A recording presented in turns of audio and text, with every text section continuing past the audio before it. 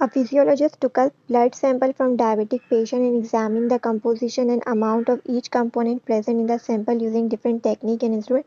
जब भी technique instrument component को आइडेंटिफाई करने की बात हो तो हमारा करेक्ट आंसर डी होता है एनालिटिकल केमिस्ट्री।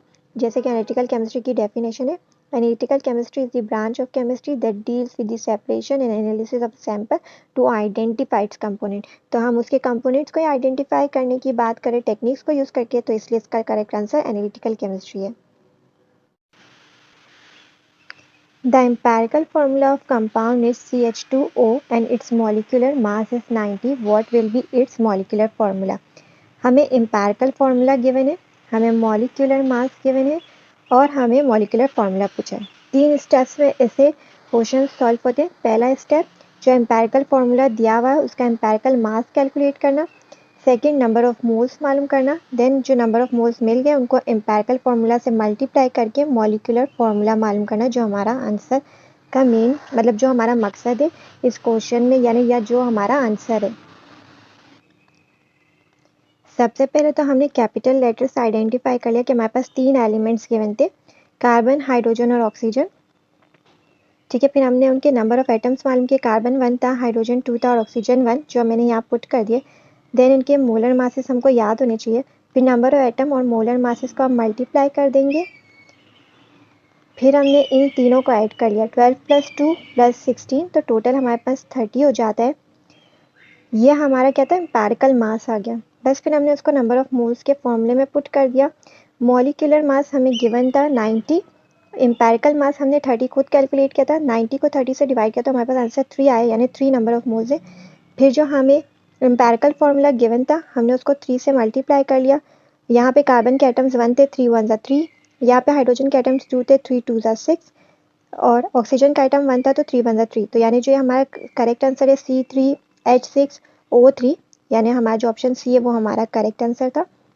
3 स्टेप्स होते हैं, बस को याद कर ले, बहुत इंपॉर्टेंट MCQ है, बार बार रिपीट होता है इस तरह का वैल्यूज चेंज कर। Which of the following is an example of displacement reaction, यानी हमसे पूछ रहे हैं कि कौन सी displacement reaction की एग्जाम्पल है। सबसे पहले हम देखते हैं कि combustion reaction कौन सा है।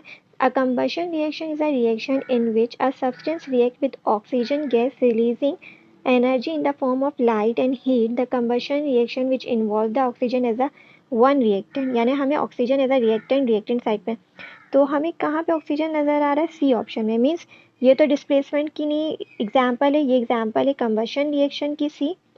फिर है हमारे पास सेकेंड, हम देखते हैं decomposition reaction. A decomposition reaction is a reaction in which a compound break down into 2 or more simpler substance. The general decomposition reaction is A B break down हो रहा है ए और बी के अंदर, तो इसका मतलब यहाँ पे हमें डी में एक कंपाउंड नज़र आ रहा है जो 2 और कंपाउंड्स में या प्रोडक्ट्स में डीकम्पोज हो रहा है, इसका मतलब डी किसकी एग्जाम्पल है, डीकम्पोजिशन रिएक्शन की। नेक्स्ट हमारे पास डिस्प्लेसमेंट में ना 2 एग्जाम्पल्स है, सिंगल और डबल, दोनों में फ़र्क है। अ double displacement reaction is a reaction in which positive and negative ions of the 2 ionic compound exchange places to form 2 new compound. The general form of double displacement also called the double replacement reaction. ABCD means A B के साथ था तो वो चली गया सी के साथ, और डी जो कि सी के साथ था वो ए के साथ चला गया। तो इसमें मीन्स दोनों अपने जो है ना आइंस चेंज करें, तो ये एग्जांपल हमें नज़र आ रही है बी में, जैसे हाइड्रोजन के साथ यहाँ सल्फेट था, प्रोडक्ट साइड पे वो लिथियम के साथ चला गया है, और लिथियम के साथ जो हाइड्रोक्साइड था वो हाइड्रोजन के साथ जाके वाटर बना रहा है, तो मीन्स ये डबल डिस्प्लेसमेंट की एग्जाम्पल थी। और हमारा सिर्फ सिंपल डिस्प्लेसमेंट रिएक्शन की एग्जाम्पल पूछी थी, यानी जो हमारा करेक्ट आंसर इसमें ए है।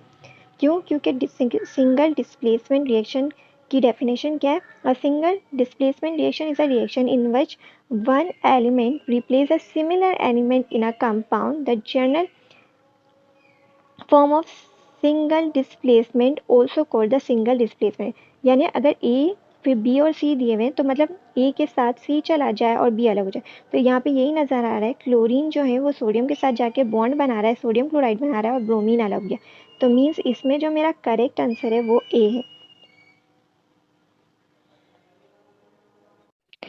How many protons are there in an aluminium ion Al3+?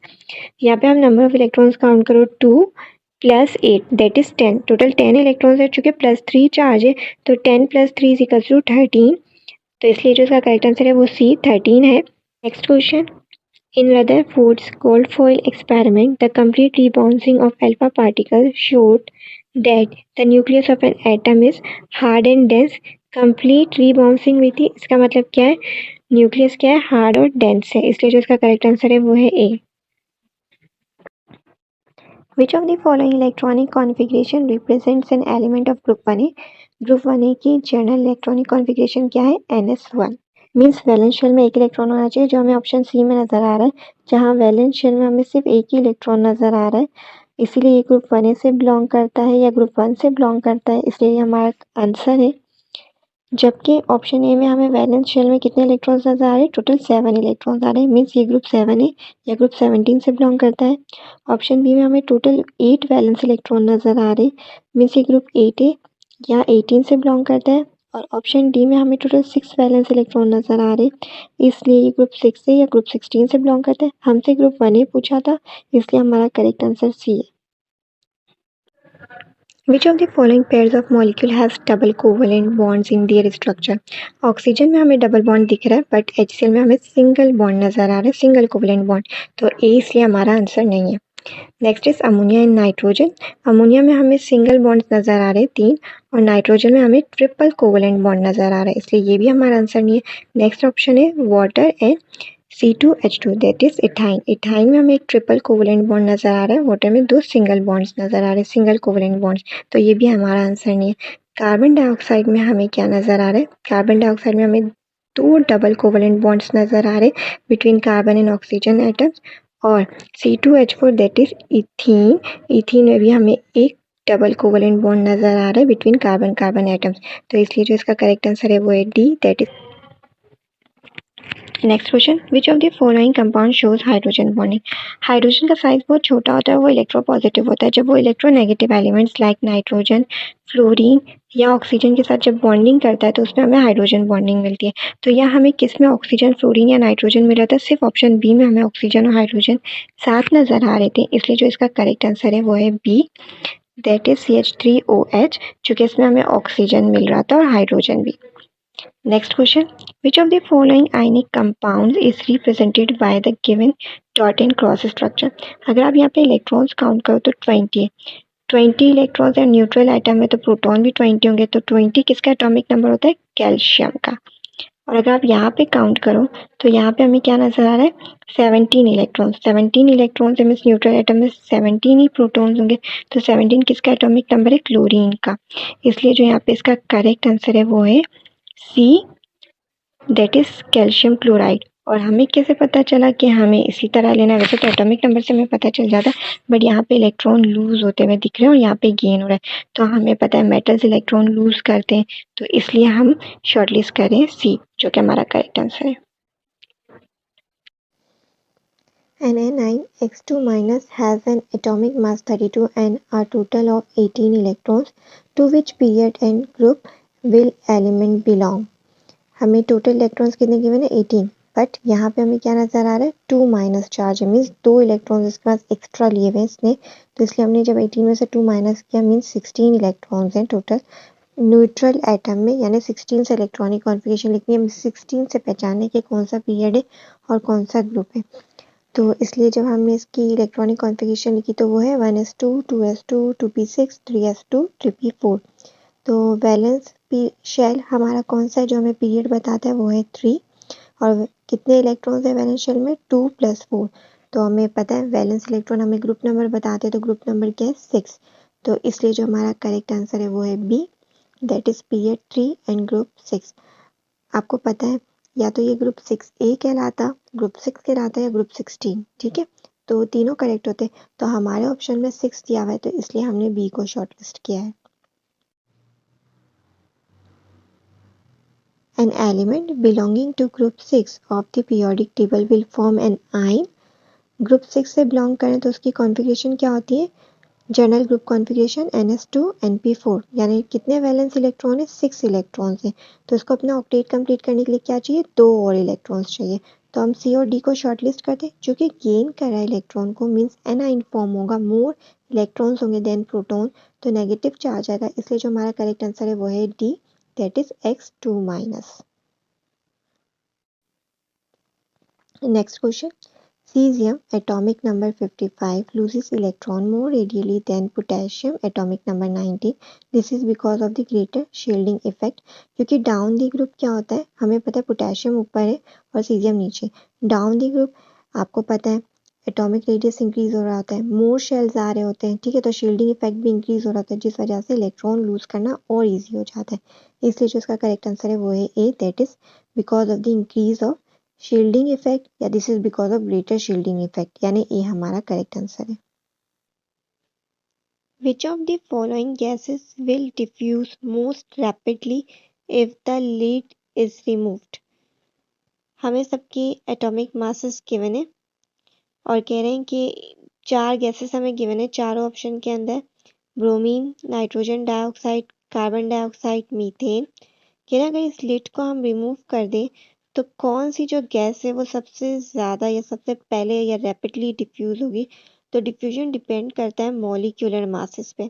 Bromine Br2 की फॉर्म में एग्जिस्ट करती है तो उसका मॉलिक्यूलर मास होता है 160, 80 multiply by 2। Nitrogen dioxide is NO2, इसका मॉलिक्यूलर मास है 46। कार्बन डाइऑक्साइड इज CO2, इसका मॉलिक्यूलर मास है 44 और मीथेन इज CH4 और मीथेन का मॉलिक्यूलर मास है 16। चूंकि मीथेन का मॉलिक्यूलर मास सबसे कम है तो वो सबसे ज़्यादा रैपिडली डिफ्यूज होगी, तो मीन्स हमारा करेक्ट आंसर क्या है, डी। जिसका मॉलिक्यूलर मास कम होगा वो सबसे पहले डिफ्यूज होगी, जिसका मॉलिक्यूलर मास सबसे ज़्यादा होगा वो सबसे लेट डिफ्यूज होगी। तो चूंकि मीथेन का मॉलिक्यूलर मास सबसे कम है, CH4 का 16 है, तो इसलिए वो सबसे ज़्यादा सबसे पहले रैपिडली डिफ्यूज होगी, means D is the correct answer. Next question, if you put a drop of ethanol on a watch glass, what happens to the drop after a while? The drop of ethanol will evaporate, means B is the correct answer. अगर हम ethanol के drop को left कर देते हैं watch glass पे तो आपको पता है एवोपरेशन क्या होता है, हर टेम्परेचर पे होता है, तो वो कुछ देर बाद वो एवोपरेट हो जाएगा, तो means B is the correct answer. Next question, the given graph shows the freezing point of water, what is the state of water between X and Y. Graph given है, टाइम है, यहाँ temperature है, यहाँ freezing point है, तो means इस point से below जब टेम्परेचर होगा तो वहाँ पे एज अ सॉलिड एग्जिस्ट कर रहा होगा, यहाँ पे एज अ लिक्विड, यहाँ पे क्या होगा, मिक्सचर होगा, किसका, लिक्विड और सॉलिड का। तो इसलिए जो हमारा करेक्ट आंसर है वो सी है, क्योंकि हमसे पूछा था एक्स और वाई में कौन सा स्टेट होगा, तो एक्स और वाई में क्या होगा, हमें मिक्सचर मिलेगा लिक्विड प्लस सॉलिड का, means C is the correct answer. Next question, two persons went to a shop and asked for fizzy drinks. They were offered two bottles, one chilled and other warm. The chilled fizzy drink tasted better than the other. What could be the reason? जो chilled होती है उसमें से less carbon dioxide lost होगी, chilled है means lower temperature पे, जो warm है वो क्या होगी, उसमें से ज़्यादा कार्बन डाइऑक्साइड लॉस्ट होगी, इसलिए हमारा करेक्ट आंसर क्या है, बी। चिल्ड वाली हमें अच्छी क्यों लग रही है, क्योंकि उसमें से कम कार्बन डाइऑक्साइड लॉस हुई है। Next question, which of the following types of solution will be formed by the smoke of a cigarette in air. Correct answer is C, a solid into gas. Smoke क्या है, solid है, और air क्या है, gas, means C is the correct answer. Next question, how much volume of solution P is used for making solution Q। हमारा stock solution क्या है, P है, डाइल्यूट सॉल्यूशन क्या है, Q है, मीन्स मुझे P से कुछ ml लेने हैं और उसको Q में ट्रांसफर करना है। मोलैरिटी P की गिवन है 0.5 मोलर, ठीक है, इसका वॉल्यूम मुझे मालूम करना था, वो X हो गया। MQ की मोलैरिटी गिवन थी 0.2 मोलर, वॉल्यूम गिवन था 100 cm3। अननोन सॉल्यूशन को मालूम करने के लिए, अननोन सॉल्यूशन का वॉल्यूम को मालूम करने के लिए फॉर्मूला होता है, क्योंकि यहाँ पे P और Q गिवन था इसलिए मैंने यूज़ किया MP multiply by VP is equals to MQ multiply by VQ। Molarity of MP कितनी गिवन थी 0.5 मोलर। वॉल्यूम मुझे मालूम करना था। मोलैरिटी ऑफ Q कितनी गिवन थी मुझे 0.2 मोलर। वॉल्यूम कितना गिवन था मुझे Q का 100 cm3। 0.2 को मैंने मल्टीप्लाई किया 100 से, डिवाइड किया 0.5 से, ये दोनों यहाँ पे मल्टीप्लाई हो रहे हैं, ये दोनों भी यहाँ पे मल्टीप्लाई, तो ये इक्वल्स टू किस तरफ जाके क्या हो जाएगा डिवाइड। जब मैंने इसको कैलकुलेटर से सॉल्व किया तो मेरे पास आंसर आ रहा है 40 cm3 means B is the correct answer. आप चाहें तो इसको कैलकुलेटर से एक दफ़ा चेक करके देख लें। Which of the following is an oxidizing agent in the given redox reaction? Oxidising agent और रिड्यूसिंग एजेंट हम हमेशा रिएक्टेंट साइड से फाइंड करते हैं, तो हमारे दो ही आंसर शॉर्टलिस्ट होते हैं, दैट इज ए और बी। ऑक्सीडाइजिंग एजेंट क्या होते हैं? An oxidising agent is the species that oxidises a substance by taking electrons from it. Means खुद क्या होते हैं? रिड्यूस होते हैं। यहाँ पे कॉपर का ऑक्सीडेशन स्टेट क्या है? +2। यहाँ पे क्या है? 0। मीन्स कॉपर क्या कर रहा है? 2 इलेक्ट्रॉन गेन कर रहा है और रिड्यूस हो रहा है। ठीक है, तो इसलिए हमारा करेक्ट आंसर क्या है? Option A CuO, that is copper oxide. Next question, which of the following represents the correct oxidation states of carbon in the given compounds? Carbon monoxide का ऑक्सीडेशन स्टेट हम कैसे निकालेंगे? एक कार्बन है और एक oxygen, 1 carbon 1 oxygen is equals to 0। Carbon का हमें मालूम करना है और ऑक्सीजन का क्या होता है? -2। -2 वन सा -2, ये -2 यहाँ पे इज इक्वल्स टू किस तरफ है तो उस तरफ जाएगा, तो क्या हो जाएगा? +2। मीन्स +2 हमारे शॉर्ट लिस्ट हो गए। यहाँ पे कितने? 2 ऑक्सीजन है, 1 कार्बन +2 ऑक्सीजन, और एक ऑक्सीजन का क्या होता है oxidation state? -2। -2 multiply by 2 is equals to -4। -4 is equals to किस तरफ जाएगा? तो +4। मीन्स +4 शॉर्ट लिस्ट हो जाएंगे। कार्बोनिक एसिड में 2 हाइड्रोजन है, 1 कार्बन और 3 oxygen, means 2 hydrogen 1 carbon 3 oxygen is equals to 0। Hydrogen का ऑक्सीडेशन स्टेट क्या होता है? +1। 2 वन सा 2, कार्बन का हमें मालूम करना था, और ऑक्सीजन का -2। 3 टू ज़ा 6, मीन्स -2 था तो -6। -6 इज इक्वल्स टू के उस तरफ जाएगा तो क्या हो जाएगा? +6। +2 उस तरफ जाएगा तो क्या हो जाएगा? -2। +6 -2 इज इक्वल्स टू +4। मीन्स 4 यहाँ से शॉर्ट लिस्ट हो गया, तो हमारा करेक्ट आंसर क्या है? डी, जिसके अंदर सारे जो ऑक्सीडेशन स्टेट है कार्बन के वो सही से इंडिकेट हो रहे हैं, दैट इज कार्बन मोनोऑक्साइड में +2, कार्बन डाइऑक्साइड में +4 और कार्बोनिक एसिड में भी +4। Means D is the correct answer. Next question, which of the following statements about rusting of iron is false? Its formula is Fe2O3.NH2O। Correct है, ये rusting का formula है। It is a redox chemical reaction, ये भी correct है। It is accelerated in the presence of acidic medium, ये भी correct है। The important condition for rusting is moist air, that is air having water vapours in it. There will be no rusting in water vapours free of air और air free of water. तो हमारा incorrect option क्या था? D, it occurs in the presence of distilled deoxygenated water. अगर oxygen नहीं है water के अंदर तो रस्टिंग नहीं होगी, क्योंकि हमें एयर भी चाहिए plus water, means oxygen plus water दोनों होंगे तो ही रस्टिंग होगी। तो इसलिए हमारा ऑप्शन डी इनकरेक्ट है। अगर ऑक्सीजन नहीं है वाटर में तो रस्टिंग नहीं होगी, इसलिए D is the correct answer. Which of the following characteristics of calcium make it more reactive than magnesium? अगर आपको ग्रुप 2 के एलिमेंट्स याद हो तो सबसे पहले बेरिलियम, मैग्नीशियम, फिर कैल्शियम। डाउन द ग्रुप क्या होता है? आयनाइजेशन एनर्जी भी डिक्रीज होती है और इफेक्टिव न्यूक्लियर चार्ज भी डिक्रीज होता है। कैल्शियम मोर रिएक्टिव है देन मैग्नीशियम, क्यों? क्योंकि वो डाउन द ग्रुप है, तो उसकी आयनाइजेशन एनर्जी भी क्या है? लो है, और इफेक्टिव न्यूक्लियर चार्ज भी लो है। तो दोनों करेक्ट आंसर किस ऑप्शन में मौजूद है? ऑप्शन बी में। इसलिए हमारा करेक्ट आंसर है B, that is calcium has low ionisation energy and effective nuclear charge than magnesium, that is why calcium is more reactive. B is the correct answer. Next question, All of the following properties of gold make it useful for making a spacecraft except it is the most reactive metal.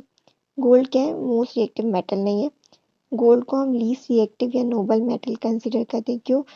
क्योंकि वो easily electron lose नहीं करता है. Able to reflect light, malleable and ductile, resistant to corrosion, ये वो सारी properties है जिसकी वजह से हम गोल्ड को यूज करते हैं स्पेसक्राफ्ट बनाने के लिए. Except the most reactive metal means A is the correct answer. Next question, which of the following is an alkaline earth metal? Alkaline earth metal कौन से ग्रुप से बिलोंग करते हैं? ग्रुप 2 या ग्रुप 2A से. तो करेक्ट आंसर है B, radium. Radium belong करता है अल्कलाइन अर्थ मेटल से. सोडियम, रुबिडियम, सीजियम बिलोंग करते हैं अल्कली मेटल से या ग्रुप 1 से या ग्रुप 1A से. आप कोशिश करके ग्रुप 1A और ग्रुप 2A हेलोजन फैमिली और नोबल गैसेस के एलिमेंट्स को याद कर लें. आपके लिए पेपर सॉल्व करना इजी हो जाएगा. Sodium metal is kept under paraffin oil because it is highly electropositive. Sodium metals क्या होते हैं? बहुत ज़्यादा रिएक्टिव होते हैं, हाईली इलेक्ट्रोपॉजिटिव होते हैं. ठीक है, तो इसीलिए उनको पैराफिन ऑयल्स में रखा जाता है. सोडियम सॉफ्ट भी होता है, उसकी डेंसिटी भी लो होती है और उसका मेल्टिंग पॉइंट भी लो होता है, बट ये रीज़न नहीं है उसको पैराफिन ऑयल में रखने का. हमें पैराफिन ऑयल में रखने का रीज़न पूछा था, इसलिए हमारा करेक्ट आंसर डी है, that is it is highly electropositive.